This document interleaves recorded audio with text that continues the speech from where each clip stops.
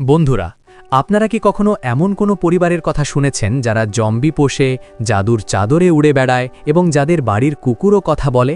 আজকের গল্প কি এমনই এক অদ্ভুত বা ফ্রিকি ফ্যামিলিকে নিয়ে। মুভির নাম মাই ফ্রিকি ফ্যামিলি।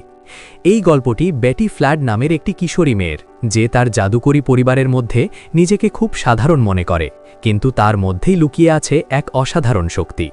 তো চলুন জাদুর এই দুনিয়ায় প্রবেশ করা যাক। গল্পের শুরু হয় এক তুষার ঝড়ের রাতে। বরফে ঢাকা পাহাড়ি রাস্তায় ন্যারলিন ফ্ল্যাড এবং তার স্ত্রী অনেস্কা তাদের ঘোড়ার গাড়িতে করে পালাচ্ছে। তাদের পেছনে ধাওয়া করছে এক ভয়ঙ্কর দানব, যার নাম ভোলোস। ভোলোস হল মাকড়সার মতো দেখতে এক রূপ বদলকারী বা শেপ শিফটার দানব, যে রাজা মারখাটের সেনাপতি। অনেস্কা তার জাদুর শক্তি দিয়ে ভোলোসকে আটকানোর চেষ্টা করে। সে আগুনের গোলা মারে, কিন্তু ভোলোস এতটাই শক্তিশালী যে সাধারণ জাদু তাকে থামাতে পারে না। তখন ন্যারলিন তার জাদুকরী ভায়োলিন বের করে। সে একটি বিশেষ সুর বাজাতে শুরু করে।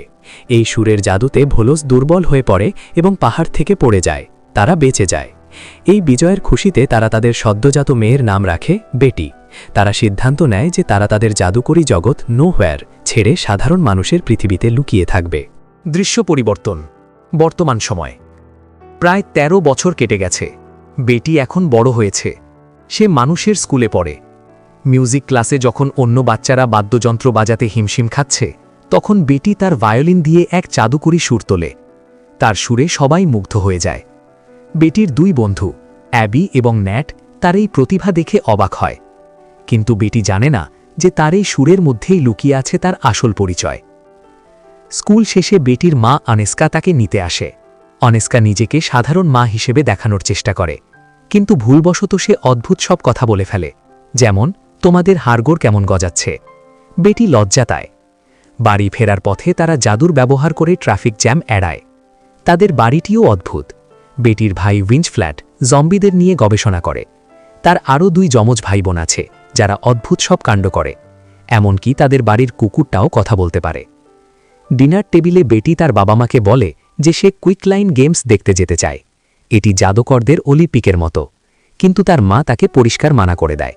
বেটি খুব কষ্ট পায়। সে ভাবে পরিবারের সবার জাদু আছে, শুধু তার নেই কেন। তখন তার বাবা ন্যারলিন তাকে সান্ত্বনা দিয়ে বলে, জাদু সবকিছু নয় বেটি, গান এবং সুরের ক্ষমতা জাদুর চেয়েও বেশি হতে পারে। বেটি তার বাবার পুরনো স্যুটকেসে একটি নিষিদ্ধ স্ক্রোল বা প্রাচীন গানের কাগজ দেখতে পায়। তার বাবা তাকে ওটা ধরতে নিষেধ করে, কিন্তু বেটির কৌতূহল থামে না। রাতে সে তার ভাই উইঞ্চফ্ল্যাটের সাহায্য নিয়ে স্যুটকেসটি খোলে এবং সেই নিষিদ্ধ সুরটি বাজিয়ে ফেলে। সেই সুরের শক্তি এতটাই বেশি ছিল যে তা সুদূর নোওয়্যার রাজ্যে পৌঁছে যায়। সেখানকার অত্যাচারী রাজা মারখাট সেই সুর শুনতে পায় এবং বুঝতে পারে যে তার পলাতক মেয়ে এবং জামাই পৃথিবীতে লুকিয়ে আছে। রাজা তৎক্ষণাৎ ভোলোসকে আদেশ দেয় তাদের খুঁজে বের করতে। বেটি গোপনে সেই স্ক্রোলটি স্কুলে নিয়ে যায়। স্কুলের কনসার্টে সে তার ব্যান্ডের সাথে সেই প্রাচীন সুরটি বাজিয়ে দেয়। দর্শক আসনে বসা তার বাবা মা চমকে ওঠেন। তারা বুঝতে পারেন বিপদ আসন্ন। ঠিক তখনই স্কুলের বাইরে ভোলোসের পাঠানো এক গোবলিন গুপ্তচর আক্রমণ করে। বেটির ভাই উইঞ্চফ্ল্যাট এবং যমজ ভাই বোনেরা মিলে জাদুর সাহায্যে সেই গোবলিনকে হারিয়ে দেয়। বাড়ি ফেরার পর অনেস্কা বেটিকে খুব বকাঝকা করে। বেটি জানতে চায় কেন তাকে সবসময় জাদু থেকে দূরে রাখা হয়। তখন অনেস্কা তাদের বংশের আসল ইতিহাস বলে। অনেক বছর আগে নোওয়্যার রাজ্যে 2 ধরনের মানুষ ছিল, ম্যাজাই যাদের জাদু আছে এবং ক্লেফ যাদের সুর বা গানের ক্ষমতা আছে। রাজা মারখাট ছিলেন জাদুকরদের নেতা। তিনি গান বাজনা নিষিদ্ধ করেছিলেন, কিন্তু অনেস্কা রাজার মেয়ে প্রেমে পড়েছিল ন্যারলিনের, যে ছিল একজন সুরকার বা ক্লেফ। রাজা তাদের মেনে নেননি এবং ন্যারলিনকে মৃত্যুদণ্ড দিতে চেয়েছিলেন। তাই তারা পালিয়ে পৃথিবীতে চলে এসেছিলেন। অনেস্কা আরও জানায় যে একটি ভবিষ্যৎবাণী আছে। এমন এক শিশু জন্মাবে যার মধ্যে জাদু এবং সুর দুটি ক্ষমতাই থাকবে। সেই শিশুই রাজাকে হারিয়ে রাজ্যে শান্তি ফিরিয়ে আনবে। বেটি বুঝতে পারে সেই শিশু। বেটি তার জন্মদিনের আগে জাদু শিখতে মরিয়া হয়ে ওঠে। সে লুকিয়ে কুইকলাইন গেমসে চলে যায়। সেখানে সে এক অদ্ভুত জাদুর ট্রেনে চড়ে জাদুকরদের গোপন আস্তালায় পৌঁছায়। সেখানে তার দেখা হয় মিশা নামে এক মেয়ের সাথে। মিশা তাকে বাঁচায় এবং তার বন্ধু হয়ে যায়। গেমসে অদ্ভুত সব প্রতিযোগিতা হয়, যেমন রাক্ষসে পাই খাওয়া বা নিজের ভয়ের সাথে লড়াই করা। বেটির ভাই উইঞ্চফ্ল্যাট সেখানে অংশ নিয়েছিল। মিশা বেটিকে আড়ালে নিয়ে গিয়ে জাদু শেখাতে শুরু করে। মিশা তাকে শেখায় কিভাবে উঠতে হয় এবং হাতের তালুতে জাদুর আলো তৈরি করতে হয়। বেটি খুব দ্রুত সব শিখে ফেলে। সে তার নতুন শক্তিতে মুগ্ধ হয়ে যায়। কিন্তু বন্ধুরা, এই মিশা আসলে ভালো কেউ নয়। সে আসলে সেই রূপ বদলকারী দানব ভোলোস, যে ছদ্মবেশ ধরে বেটির বিশ্বাস অর্জন করছে। মিশা বেটিকে বোঝায় যে তার পরিবারের ভুলের কারণেই আজ তারা নির্বাসিত। বেটি তার পরিবারের ওপর রেগে যায় এবং মিশার ওপর বেশি ভরসা করতে শুরু করে। বেটির 13তম জন্মদিন চলে আসে। তার পরিবার তার জন্য এক সারপ্রাইজ পার্টির আয়োজন করে। তারা বেটির সাধারণ মানুষের বন্ধুদেরও দাওয়াত দেয়, কিন্তু শর্ত ছিল পার্টি শেষে সবার স্মৃতি মুছে ফেলা হবে, যাতে তাদের জাদুর কথা কেউ জানতে না পারে। বেটি এতে রাজি ছিল না। পার্টির মাঝখানে মিশা হাজির হয়। বেটি খুশি হয়ে তাকে ভেতরে নিয়ে আসে, কিন্তু ভেতরে ঢুকেই মিশা তার আসল রূপ ধারণ করে। সে হয়ে যায় সেই ভয়ঙ্কর মাকড়সা দানব ভোলোস। সে বেটির পরিবারকে জাদুর জালে বন্দী করে ফেলে।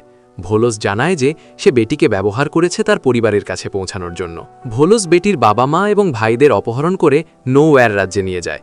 বেটিকেও নিতে চেয়েছিল, কিন্তু তার দাদির আত্মা তাকে রক্ষা করে। বেটি একা হয়ে পড়ে। তার বাড়ি ধ্বংসস্তূপে পরিণত হয়। তার বন্ধু নাট এবং অ্যাবি সেখানে চলে আসে। বেটি তাদের সব সত্যি খুলে বলে।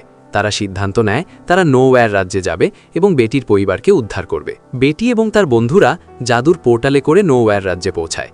সেখানে গিয়ে বেটি তার চাচা এবং অন্যান্য ক্লেফ বা সুরকারদের সাথে দেখা করে।